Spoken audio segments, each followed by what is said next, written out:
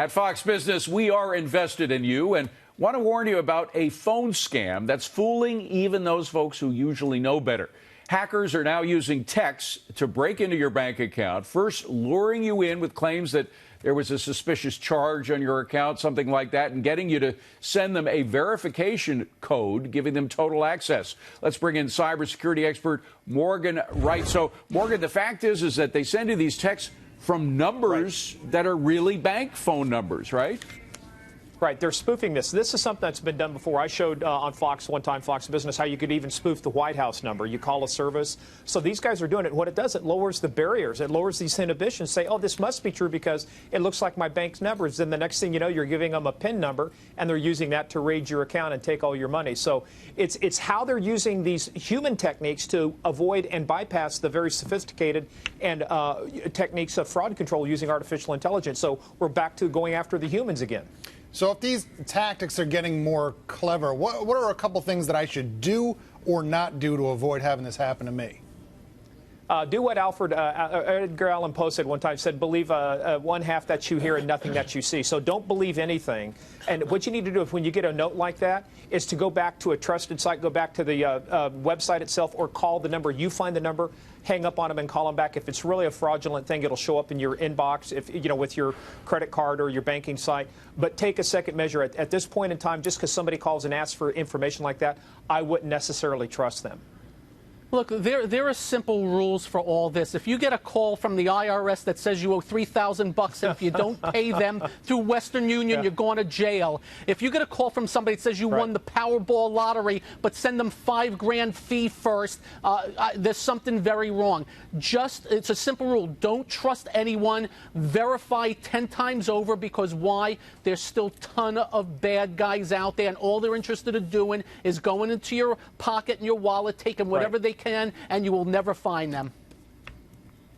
Absolutely. And the reason these things keep happening is because they keep working. People say, well, it must be the IRS. The IRS, look, I can't even get the IRS on the phone for a question about my quarterly taxes. There's very little chance they're actually calling you to follow up on $3,000. You just don't meet their radar. But guess what? We're going after older populations or people who are new to this country, just recently, came to America, just recently became American citizens. They don't understand that we are not a debtor nation. You cannot go to jail for not paying your personal taxes. Morgan, it's Jonathan Hoenig. I want to pivot to a different topic, but an important topic. Yes. Lawmakers are expressing concern over a very popular but Chinese-owned video app. It's called TikTok. They say it could be actually a national security threat. Now, this is extremely popular, especially with young people. What do you make of this? Is TikTok a national security threat, as a lot of lawmakers are alleging? Look, a while back, China actually had the app. Remember when everybody said, submit your picture and we'll show you what you look like 10, 15 years from now? That came out of China. Even China was so worried about the privacy, they cut it down. TikTok, what we're concerned about is what kind of information are they collecting?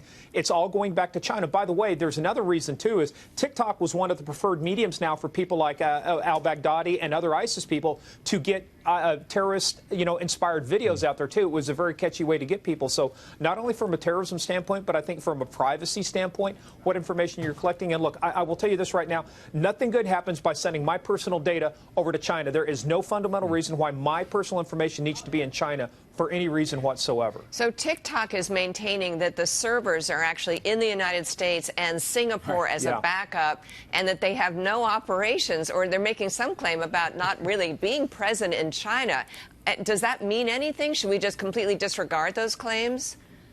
These are the same people. If you try and search for Tiananmen Square inside China, it doesn't happen. They're working with Google to censor search results. So, yeah, I put zero stock in what, by the way, China is one of our biggest adversaries right now, not only in cyberspace, but militarily. And so I believe nothing that China tells me, going back to Edgar Allan Poe. Can I follow up? Not only, if you put stuff out there on TikTok, they have it. Right. But can they come back at you through this app or whatever, which I don't use? I guess it's like Instagram or something. But can they come back into your own devices and find out more information about you than you're actually volunteering?